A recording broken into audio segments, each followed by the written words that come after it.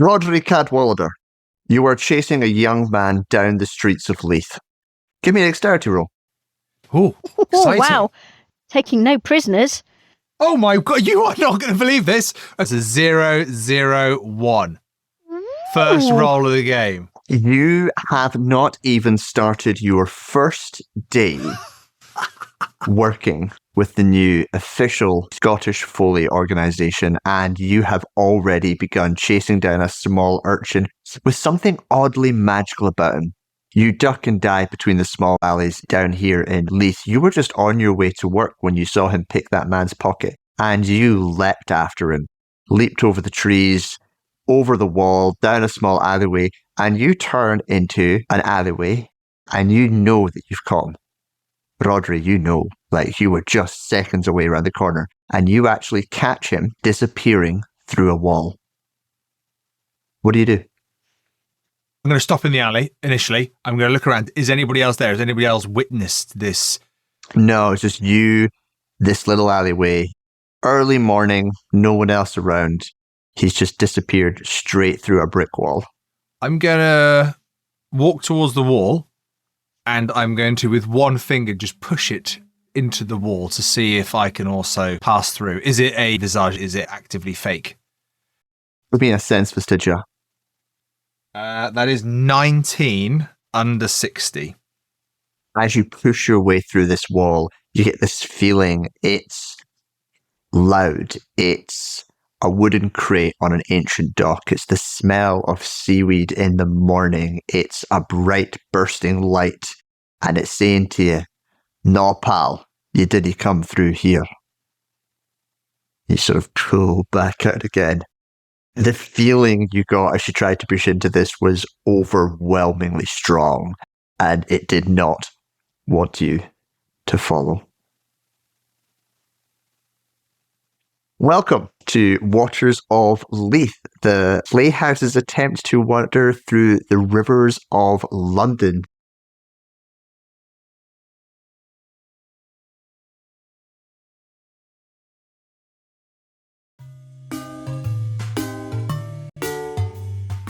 Welcome to Rivers of London, the new role-playing game from Chaosium based on the books by Ben Aronovich. As police officers and civilian consultants with a special assessment unit, the Folly, you're sworn to protect the people of London from all manner of magical creatures. If you already know Call of Cthulhu, you'll feel right at home. Your characteristics and skills have a score from 1 to 100%. Roll your score or below on percentile dice to succeed. Half your score or below for a hard success. A 1 is a critical success, and 100 is a fumble. You can spend luck to improve a roll, or push, roll again, and risk disastrous consequences.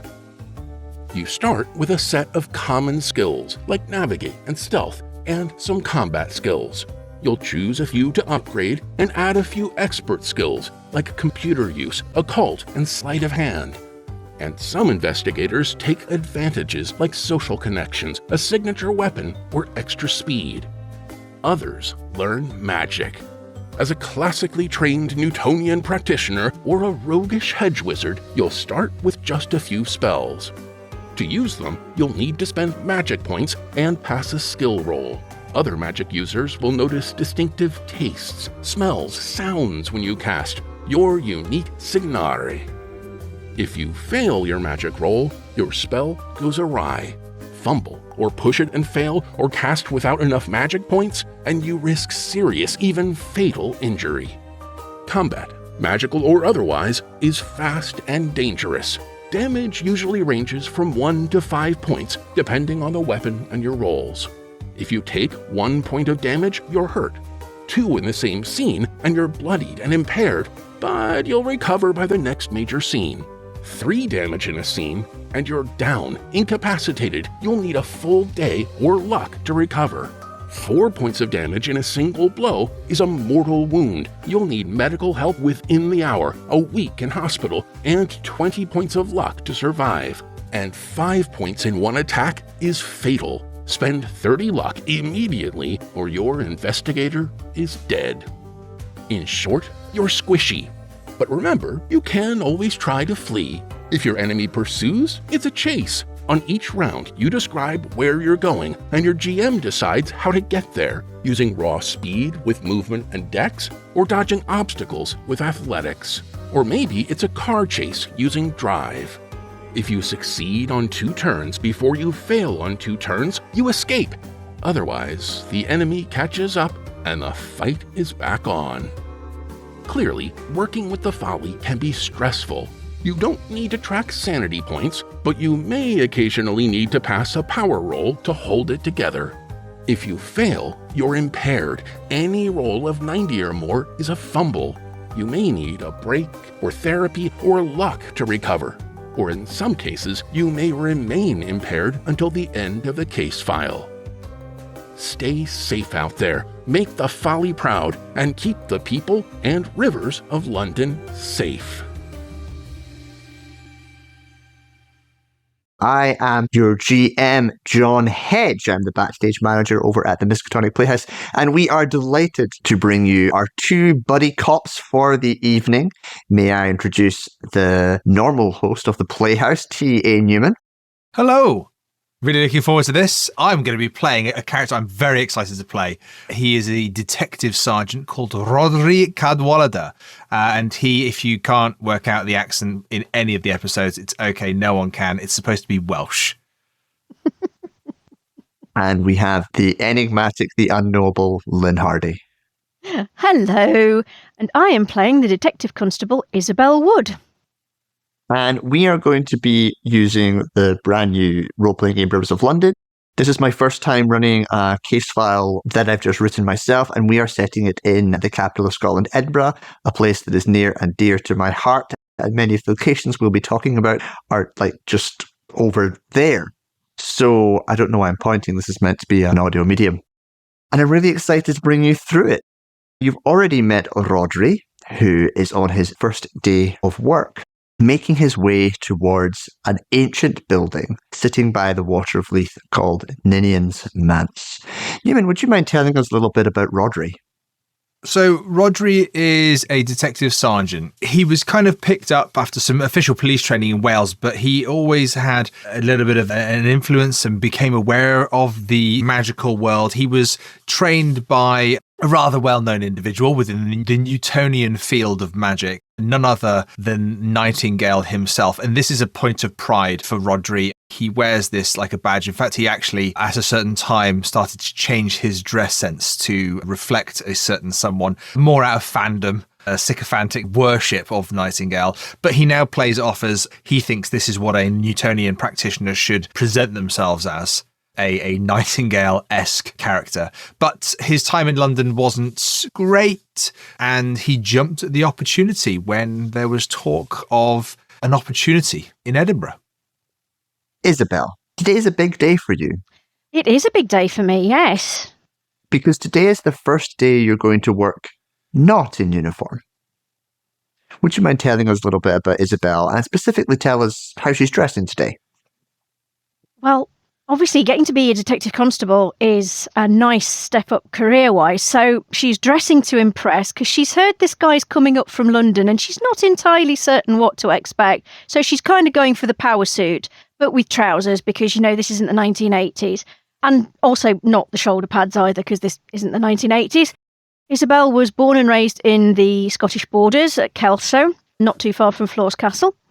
And she became aware of magic at a very young age because her great aunt was what is colloquially referred to as a hedge witch. So she knew magic, but it was a family tradition that had been passed down through the generations.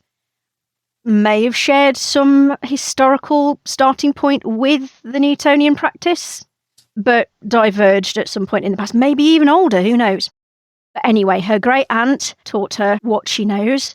And she's excited by this new opportunity, but she's also slightly nervous because, you know, she's aware that there's some powerful forces going on around here, partly through folklore, partly through just walking through the streets and getting whacked about the head with it. And also, yeah, unknown quantity. Londoner, I mean, what's he going to be like? Yeah. And to add to that feeling, is this feeling of magic is not respected in Police Scotland. They do not treat it with any sort of reverence. In fact, you're being given this absolutely dilapidated old building to work out of in Leith. Like, they barely care. They're setting it up basically so they can get rid of the crazy stuff and they can hand it over. And it's almost expected to fail. This is the feeling you have. So you're excited to prove it. It's a good thing. You want to do it, but you also, this could blow up. Especially if it's some English prick who walks in and tries to take over. Yeah. I mean, you know, people from London, they tend to think they're better than people from Edinburgh. I mean, okay, I wasn't born and raised in Edinburgh, but we'll see. If it does go south, I mean, he's the senior officer. He's going to be the one carrying the blame. Exactly. And so it is, Rhodri, that you step in to Ninian's Manse, this old, hundreds of years old building, basically seems to be made of daub. Like, it's so ancient looking, looks like it's flooded more than once, bits are rotten. It does not look like a police station. It doesn't look like anything. It doesn't have the elegance of the folly. Instead, it looks, a mess. But as you step in, you open up, the insides are beautiful. High ceiling, wooden beams. This has been restored recently, painted beautifully. And as you walk in, that feeling of elegance is there. And standing almost to attention in front of you is Detective Constable Isabelle. Good morning, sir. It's good morning. Oh. It's a pleasure to be here. Pleasure to meet you too. Literally coming flying through the wall and standing right beside Isabelle is this white apparition just flowing all over the place. She's like, welcome to my humble abode. It is such a pleasure to get some proper gentlemen here. This is wonderful. Oh, well, this is quite the welcome. Thank you.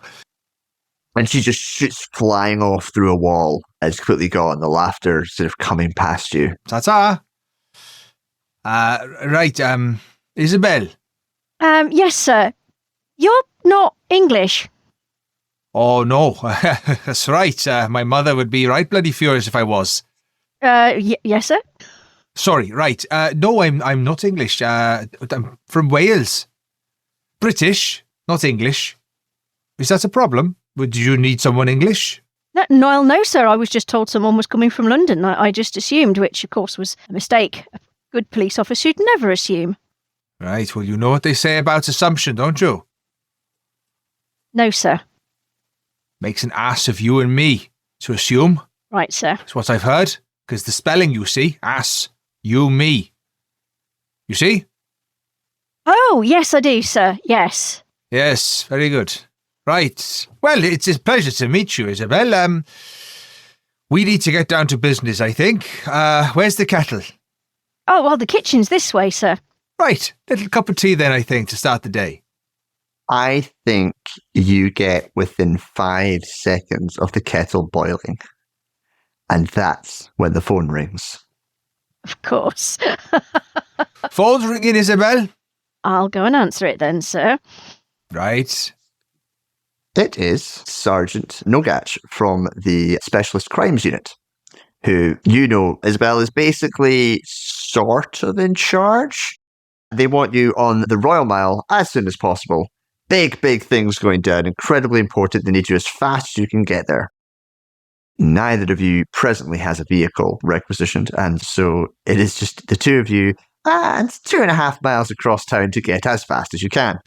Probably ought to call a taxi, sir. It's a bit of a jog. Uphill, if I remember rightly, out of character. Right, no, good call. Let's get a taxi and we'll get there ASAP. So, yeah, you taxi up. You find yourselves arriving at the Royal Mile in central Edinburgh. This is the oldest part of the city. It's well over 1,000 years old. This long tourist trap reaching from Edinburgh Castle, which stands atop this volcanic outcrop in the middle of the city, leading down to the Holyrood Palace and a wild open park on the far side. The top of the Royal Mile is famous for little tourist shops that clutter it all over the place, full of tartan and bits and pieces and all sorts. This is where thousands and tens of thousands of people gather every year for the Fringe. It is where so much of Edinburgh's heart is. But it's a bit of a hollow heart, you know, Isabelle, because fundamentally it's a place where tourists go. And as you step in, you find Constable Patel standing just behind a little bit of police tape, standing in the middle of what looks like an almost empty tat shop. Just all of the tourist stuff is just gone. Morning, Patel. Is this a vacant shop or has something happened? Ah, is that him?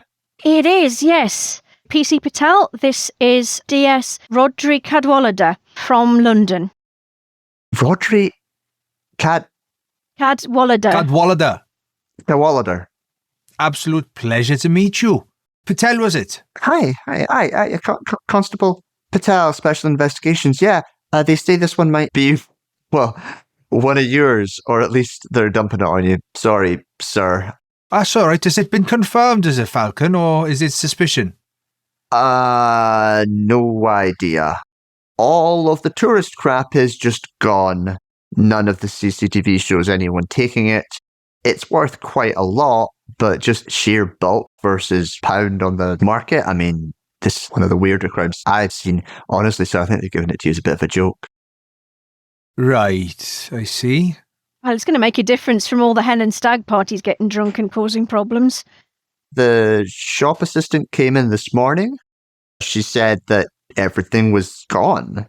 And then the owner called the police. We turned up. Initial checking of the CCTV shows nothing. It shows suddenly the CCTV just cuts out. That was about 3 a.m. last night.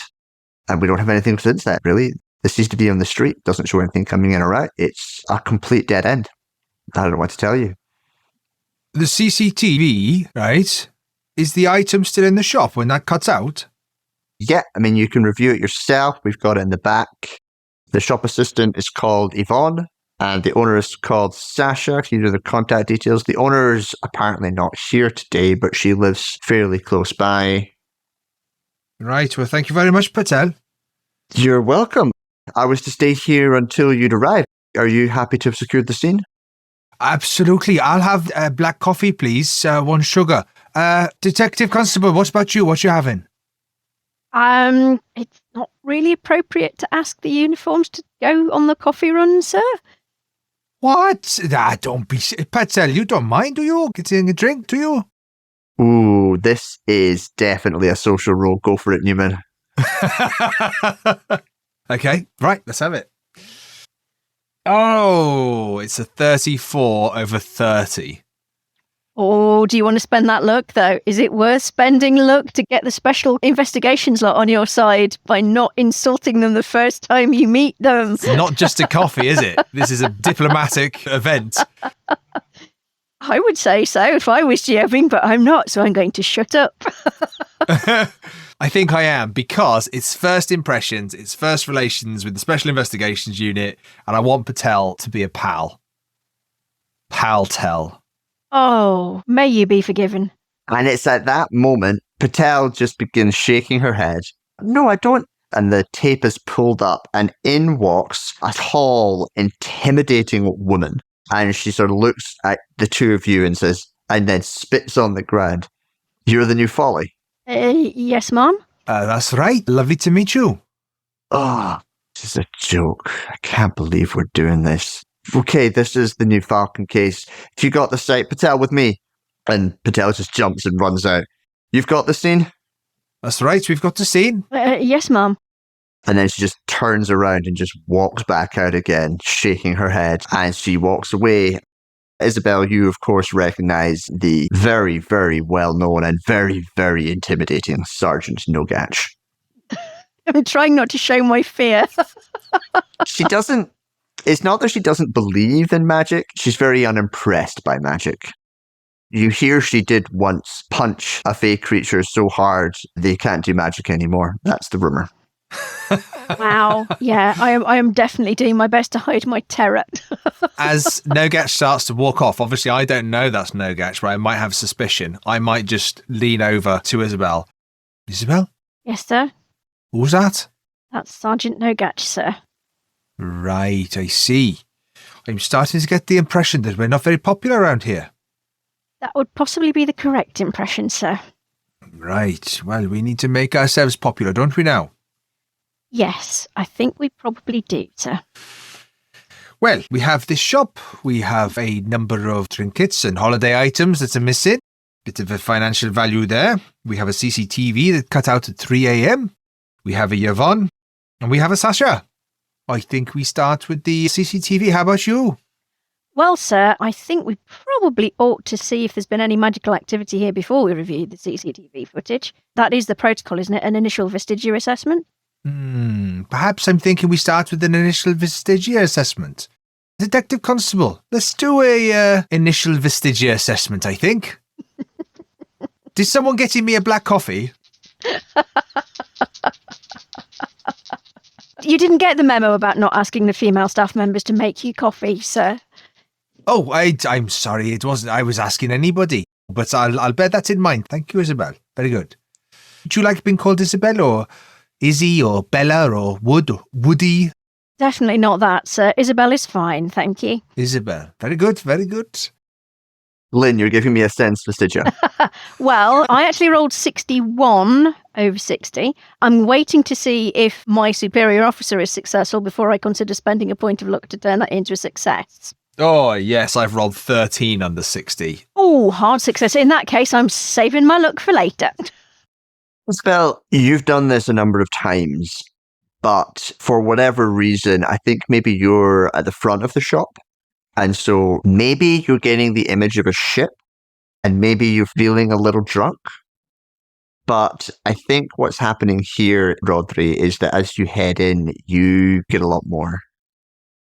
You feel a boat crashing into the shore on a dark and stormy night. You feel the stroke of a pen, a reddened face covered in blood, and the overwhelming feeling of order being brought from chaos. Isabelle. To kind of give you maybe a little more because you got that hard success, that doesn't feel like a magician. That doesn't feel like a wizard, someone doing magic at all. That feels... an entity, a creature. Broader. This gives you Demimond vibes for sure. Furiously scribbling that down for future reference.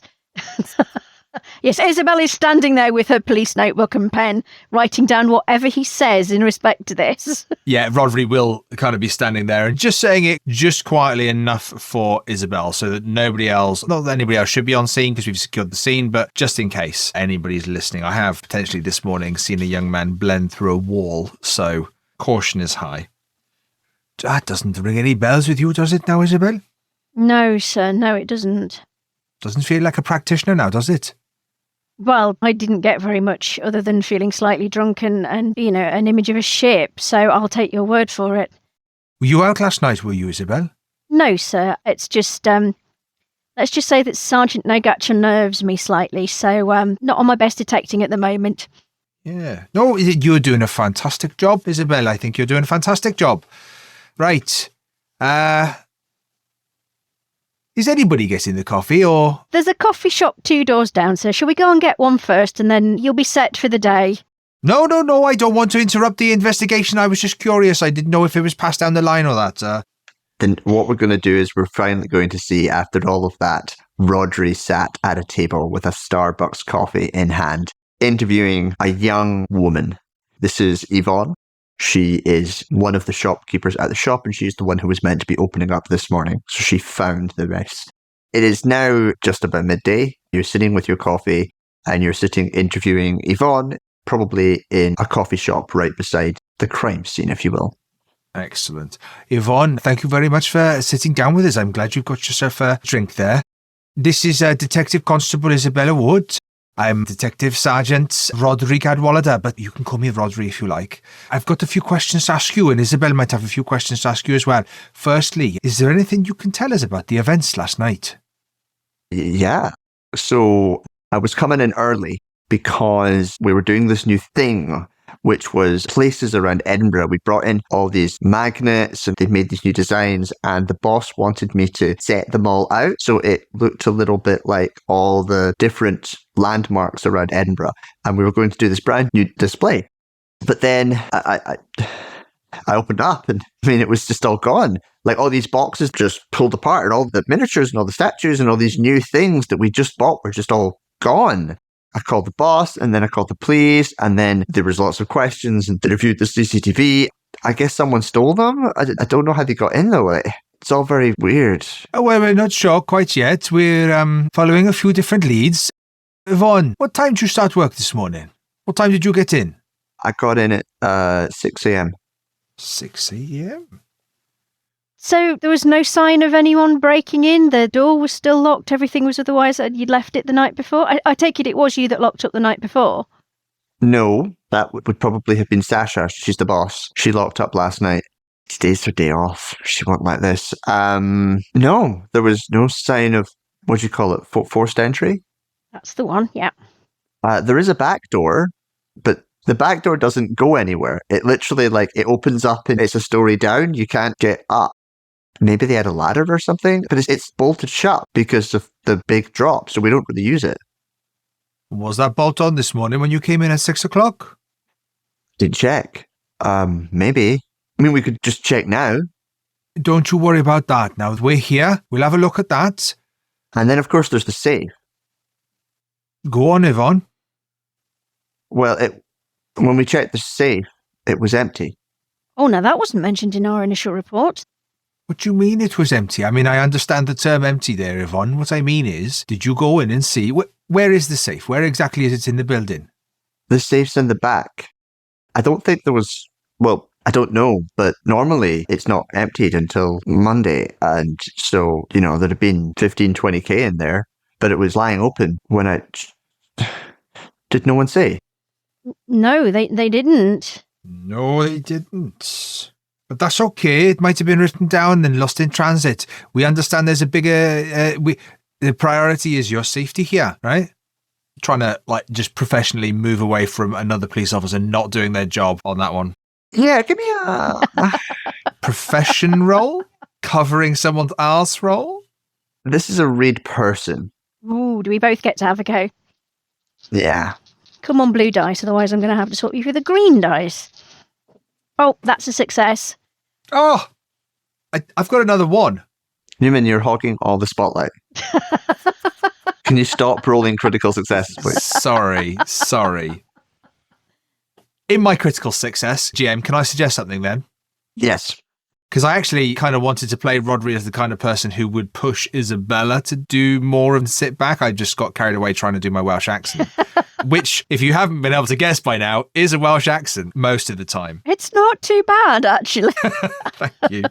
What I think Rhodri will do, because of the critical success, rather than him talking about it, because he feels that if he tries to defend the fact another police officer hasn't mentioned about the safe, what Rhodri's going to do is give a knowing look to Isabelle and maybe mention something about the bolt on the back door, which is really commonplace and common sense. But by mentioning something so common, he's actually giving the nudge to Isabelle, kind of saying this money in the safe is the thing we need to be talking about. It's a little bit of in front of a witness misinformation is the idea. I know we don't know each other that well, so the idea of this being a pre-established routine would be hard, but perhaps I lean over to your notebook, so making the money missing seem less important, saying, oh, one of the police officers has looked at that. I think we need to keep an eye on this bolt, and just leaning over to Isabella's notebook and just writing down 15-20k question mark. Underneath where she's already written it. Yeah, or I've just underlined it a couple of times. Yeah, but what are you getting from our witness? That's the interesting thing for a read person roll. I want to hear about. No. There is a line of guilt in the way Yvonne said those things. Ooh. But it's not the guilt of someone who's stolen money. It's the guilt of someone who didn't check the safe. What you're getting and what you pick up from that little discussion is effectively that she didn't check the door and she didn't check the safe. So she saw everything was gone. She called the police. And when you said to her, did you check the back door? She hasn't been back there. And when she did get back there, then she noticed it was missing, but that was much later. So that's what you're getting. With your critical, the timeline there is interesting to you. And the timeline's interesting because she got there at 6 a.m. She didn't lock up the night before. She saw that the place was ransacked. She went in and she checked, but she didn't really look at the safe. She didn't really look at the back door. She noticed all of the tat was gone for the landmarks around Edinburgh display she was supposed to do. And then she's ended up calling the police. Is that right, GM? That is your understanding. So presumably after she's rung the police and everything and the boss, she's then gone back to have a look and discovered the safe was empty, but not initially. Right. Well, I'm going to go into full-on reassurance mode and go, there's nothing to worry about. You had a shock. You know, you're not used to dealing with these sorts of things. People don't behave the way they think they're going to. But don't worry about it. You've told us everything you can. You've cooperated fully with us. So if we have any more questions, we will get back to you. We've got your contact details. And thank you very much for your help. And it's at that exact moment that the phone rings again. It's dispatch. Nogach wants you up at the castle now. Oh, wow. So we better go. Isabelle, thank you very much. That's 300 meters up, and it's a pretty steep hill. I hope you've got a good set of legs on you, sir. I do indeed. I grew up in the valleys. Hills are pretty commonplace. Let's go. Are we going to roll athletics for this? Because he's going to say one thing, but potentially do another thing. I think you both need to give me athletics rolls there. Oh, God. Oh, mind you, I've got athletics of 60, so come on, blue I can dice. march up a bloody hill. No, I can't. I got 44 over 30. Oh, dear God, neither did I. I got 91. Okay, I'm changing these dice. Actually, they can go in the dice jail with Robin Hood and Cthulhu, so there we go. They can go in the dice jail with Robin Hood and Cthulhu. Yeah, my little Lego Robin Hood. Nice. Oh, and there's a duck in here as well at the moment. Keeping guard. Ladies and gentlemen, an insight into the dice of Lynne Hardy and how they misbehave. The dice jail exists because we were playtesting a Call of Cthulhu campaign. Oh, my dice were naughty. So these ones have to learn. One of the things that I'm quite famous for is rolling very badly, which makes me an excellent keeper of arcane lore because then all the monsters roll really badly. Yeah. Yes, that is the one advantage when you're keeping is to have terrible dice. It's handy. There we go. So it's early spring, and it's an annoyingly warm spring day, and it's getting a little warmer than you've noticed. So you're slightly overdressed, Rhodri. And so as you and Isabelle make your way up, you're just sweating a bit much, and as you arrive in front of Nogach, she's standing there with her arms folded. What the fuck is this? I resist the urge to salute. Nogach is standing basically at the entrance to the castle. Behind her is this 1,000-year-old fortress that has never been taken. It is a symbol of Scotland that runs so deep that it does leave you a little bit intimidated, Rhodri. Yeah. Her arms are just larger than any human's arms really should be, fitting in such a small suit. And she's just looking at both of you as there's just this pile of fake castles sitting in front of the entrance. Sergeant Nogach, I believe you found some of the trinkets from the shop. Congratulations. What the hell is this? Well, I believe this is a miniature version of this. I'll hold up one of the castles to the castle. I'm aware of this, Detective. Isabelle's just going to shake her head. Like, oh, God. I'm aware of this, Detective Cadwallader. You've worked here for 3 hours and weird shit is happening in my city. Have you sorted this yet? Is it one of your weird ghosts or something, moving castles around? Well, I'm kind of looking at... Sort it out! And she just walks off. Sir, I have a horrible feeling we've got a trickster. You remember Yvonne said they were supposed to be doing a display by putting all these little gewgaws and things out in the locations around to sort of give an idea of a map of Edinburgh? That's right. Well, if we've got castles at the castle, maybe we should find out what else was in those boxes so that we can maybe try and work out where the thief is going to dump the next lot and get there before them. Right, and if we had a list of the potential landmarks, we could look at where they're going to end up being and get there before the trickster. Is that what you're saying, Isabelle? Yes, sir. I think that is bloody good police work. Very good. You've earned yourself a coffee there, young lady. Well done. Very good. Thank you, sir. Right. We need to get a list of those. I think we need to speak to Sasha, don't we? Owner of the shop.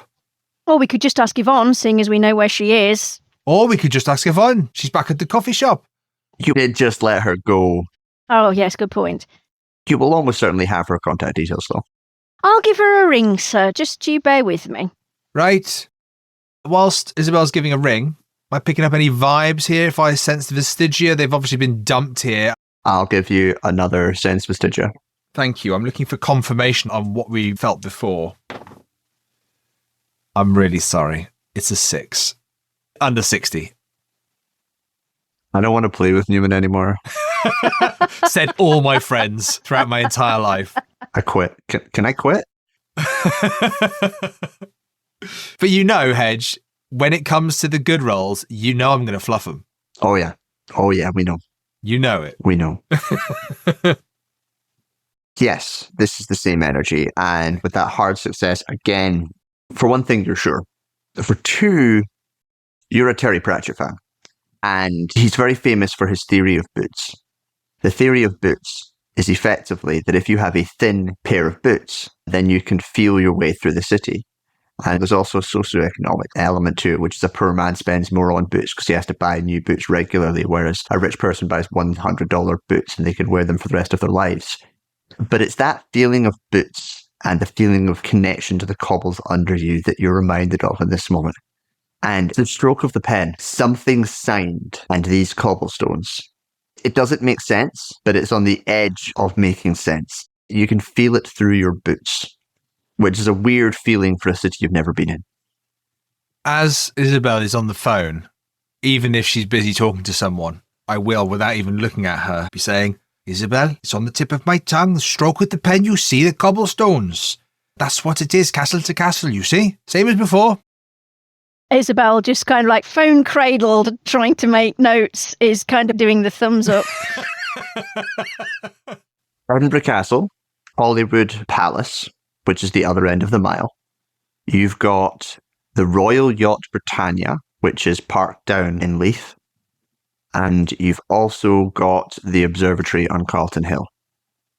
There's a few others, but those were the main ones. Oh, thank God there's not one of Arthur's Seat. That's quite a hike. For those who don't know Edinburgh, Arthur's Seat is It's the other extinct volcano. the other extinct volcano. Oh, which is the other one? Well, you're standing on one of them right now. Oh, yes, of course. Yes. So this is a volcanic intrusion. Technically, it's the same volcano. The thing about playing with Lynne and Hedge is that it's a learning experience, everybody.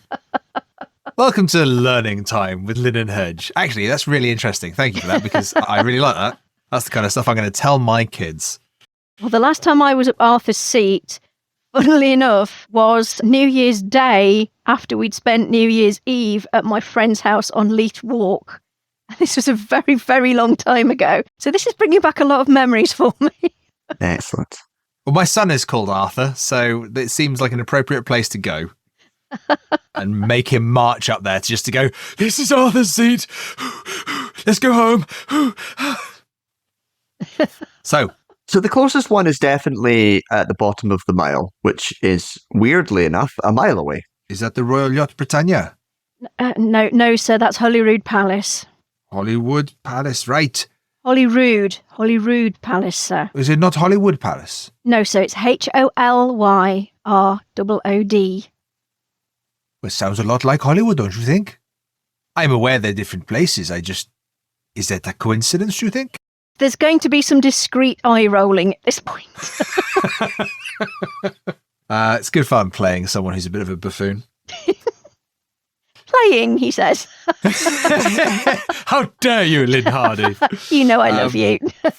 And the bullying of Newman begins. Right, well, are we walk in there, Detective Constable? Can I get constitution rolls from both of you as you speed your way down the mile at a brisk walk? Where's my constitution? Oh, okay. 47 under 55. Better dice. That is a hard constitution roll. Nice green dice, yes. Ooh. Okay, which means I'm going to give you a hard choice. You can arrive there before special investigations, or you can arrive with coffee. Is that a choice? Is that a choice? Detective Constable? No, it's not, because if Nogatch is there and we just stroll up steadily with coffee, we're going to be in even more trouble, sir. We really do need to get a move on.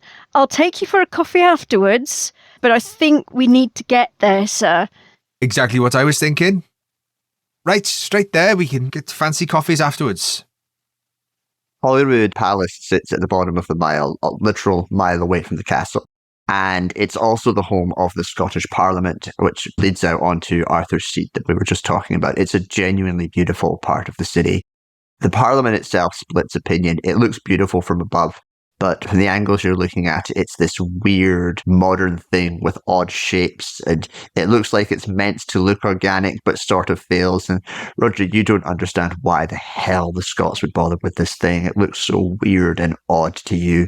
And then you turn the corner and you see the beautiful entrance to the palace. And it's classic. It looks exactly like what you imagine in all the films. You step through and there's these beautiful gates. And you come in and there's a literal ancient portcullis pulled up. And there's an old gate. And there's a man standing there and there's a little carpet down. And you can see the palace. And just sitting there are 5 or 6 young attendees, all of whom are dressed very, very nicely. And they're just trying to sort all of these little palace knickknacks into a whole bunch of bin bags. Right, you lot there? I need you to stop what you're doing now and just put those down for a minute, please. Are you showing your work card? Oh, yes. Yeah, okay. With the flashing of the badge, that's when they all pause and stop. This is... Do you get reverse crimes?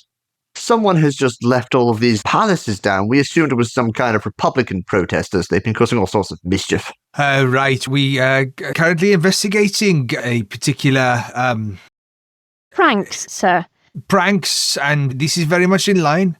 But I could very much do with you just putting those down for a moment, please. Did anyone see anything, sir? Or did you just find them here? Oh, they I haven't checked, actually. We just found them here and I was ordering them all cleared away. It's absolutely disgraceful. Right, and you are, sir? Oh, Charles. Not the actual Charles. I'm just Charles. But I'm the manager of this establishment. Excellent, right. I run the coffee shop and the store. Well, you run a coffee shop, do you now? That's lovely. Whereabouts? He literally looks slightly to the right and you see a fairly beautiful little coffee shop, the Palace Coffee Shop. Well, that's a nice little coffee shop. That's right. Yeah, the coffee's all right. It's not the best in the city. Oh, well, I'll be the judge of that, I think. He is very good. Charles, Detective Constable has a few questions for you. Just while I have a little snoop around, if that's all right. So I take it, sir, that these aren't from your gift shop? No, they just appeared. We were sort of trying to work out what the point was, to be honest with you. It's a minor inconvenience, really. Well, we believe it is some form of prank, sir. We're attempting to track down the perpetrator. You're sure no one saw anything? They just appeared? Roughly how long ago, sir? Well, we have extensive CCTV. I can check for you. Please, yes, if you wouldn't mind. It's been in the last 40 minutes. Thank you, sir. If you wouldn't mind letting me have a look at that CCTV footage, I would be most grateful. Thank you. Social roll with a bonus die. He isn't necessarily always minded to be helpful. He doesn't have to be. This is just pure laziness on his part. Okay, that's a 20. So that is a hard social success. Obviously, the obsequious fawning is working. He smiles, of course, please follow me this way. And as he follows you in, he just turns around and a tirade of abuse just ejects from his mouth towards all of these little staffers who are having to put all these, because he's been told to put them down. They're making a little fence around it to stop passers-by randomly walking through this pile of Holyrood palaces. Meanwhile, Rhodri, you have wandered into the coffee shop. My intention was, GM, to wander into the coffee shop, but as I've ordered a coffee, I've got a feeling, or at least I've got a theory, that the trickster might be laying down these tricks, but what's the point in doing a trick or being a trickster if you can't see the reaction of the people you're tricking? So I wanted to maybe look up or look around where the CCTV doesn't aim, because I feel that a trickster who has the ability to take such trinkets and drop them in locations, This is an agile son of a gun, as my Welsh mother would say. Although when my Welsh mother speaks, no one understands her because she speaks Welsh. But the point is, I wanted to take a moment to blend in and observe.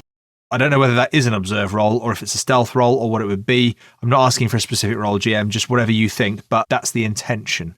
Yeah, so basically you think that the trickster is hanging around after he's dumped stuff to see the reaction.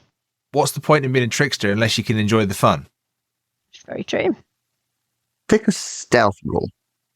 Oh. I'm telling you the truth. I've just rolled a 2. Spend that point of luck. Trust me and spend that point of luck. I'll spend a point of luck. Spending a point of luck. Oh, you're new. You feel calm as this beautiful, caring, motherly woman. You realize she is sitting right beside you and you would do anything for her. There's just lines on her face, long white hair that kind of curls up. She gives you that feeling of royalty and that feeling of age, that feeling of being so special. She feels like a monarch from a fairy tale. And she is in fact wearing just the lightest little golden headband around her head. And she says, "You are something else. I like you. What are you doing here?" Oh. You feel an overwhelming urge to tell her the exact, complete truth. Well, I'm one of the Newtonian practitioners. I'm a detective up here. I've been assigned to investigate up here any Falcon activity. I suppose we talk about that as the Demimon, magical entities and whatnot, practitioners of magic, and investigate behavior, hold them to account. But we don't really talk to people about it. It's a bit of a secret that we keep to protect people. Oh, you're one of his, aren't you? He doesn't come to visit me anymore. I like him. Spends too much time down in London with his young Rivers. Are you, Well, when you are ready to talk to me, boy, you may come and visit me.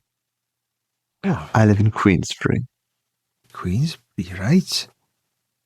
Do look after this newborn for me. I think he's going to be wonderful. I will. Newborn? Give me a power roll. A 26 under 70, so that's a hard. Okay. I'm going to let you mostly recall that conversation. Brilliant. Okay.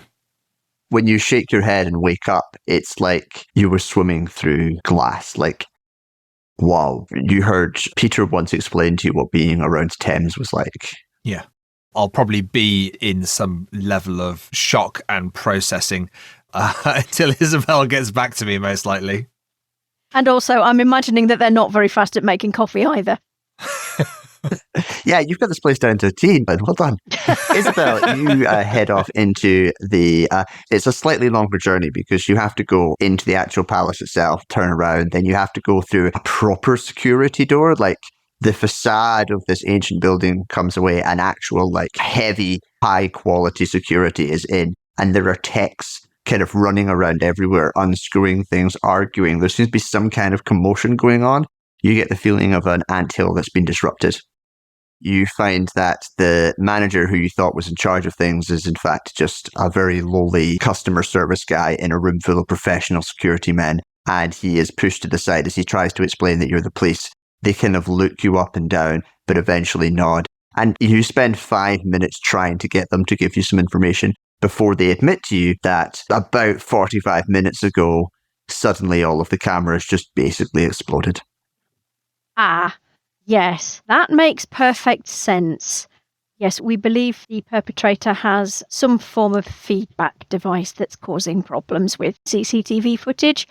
This is one of the reasons why we want to track him down as quickly as possible to make sure that there's no more damage to personal property. I'll leave you to it. Good luck. And the anthill just envelops and you just feel yourself pushed out. And you wander back to see Rhodri sitting in the cafe. He's in the slightly outside bit, and he's sitting in the sun, and he's got his little cup of coffee in a proper fancy little cup and saucer, and he's just staring off into the distance. Wow, that must be good caffeine. I will wander over and just stand there. I'll give him a moment to see if he acknowledges me, and if he doesn't, I'll basically say, well, sir, CCTV footage is a bit of a bust. Their cameras blew up about the time that the palaces appeared. All right, that's a bugger, isn't it? Right. Are you all right, sir? Yes, no, I'm absolutely, I think I've had quite a wonderful chat now. I just feel like I've been washed out, but like in a good way, like, Are you sure you're okay, sir? Do you need to go to the Royal Infirmary? No. You're not having any palpitations or anything? No, I feel absolutely fine. I mean, that's a steep hill. No, I feel great. I feel, honestly, right? I think I've spoken to one of your rivers, Oh. I mean, it's mostly there, but do you know? What a revelatory experience. The main river that you've been briefed about is Leith. Leith is a bastard. Leith is a problem. Leith is in charge of a good portion of everything wrong with Leith. He runs the place from the Banana Flats, which is this ancient-looking thing down in Leith, and he has a little criminal enterprises that stick their fingers deep into Edinburgh from all different directions. Well, I think you probably had a lucky escape, sir. I mean, Leith's trouble. I mean, he's a bad un, sir. He really is. This was a beautiful woman, like, with beautiful white hair. She made me feel the way my mother makes me feel, cared for and loving and, just so wise, So I guess I will be sufficiently aware to know that that's Forth. Well, I haven't really been briefed on her ladyship, sir, but it does sound like you've met, Forth. River Forth? Yes. Bloody hell. Yes, sir. Right, that's... yes, sir. Right, bloody hell, like, that's one of the big ones, isn't it? You could say that, sir, yes. Right, what? I'll have to tell Nightingale, he'd be very impressed with me. Oh, right. Well, hey, Isabelle, do you know what Forth said to me? No, sir, not unless you tell me. Right, well, that's my next move, that is. Are you sure you don't need just 5 minutes to maybe get out of the sun, sir? No. I have it clear, right, in my head now. Look after the newborn for me. Newborn? That's right. Oh, do you think we're dealing with a baby demimonde? A baby genii locorum? Well, that was my first idea, just thinking, is there a newbie out there causing a bit of havoc and that, a bit of tantrums and playtime and whatnot? Well, I mean, it's not done anything terrible yet. It's just a bit of mischief, sir. I mean, it sort of makes sense. It would be a baby or a small child, but probably best not to let it get anywhere near Leith, sir. Is that something I should quote you on in front of Sergeant Novak, is it? Just a bit of mischief? I'm jesting with you, Isabelle. I wouldn't say that. No, you're quite right. Let me just finish this here coffee. And he'll just kind of like take a very tiny sip of the coffee. Isabelle, you said about the security cameras. They blew out now. Is that what happened? Yes, they're very much like the shop. I feel like we're at a bit of a crossroads here. Why don't you both give me magic rolls here? Okay.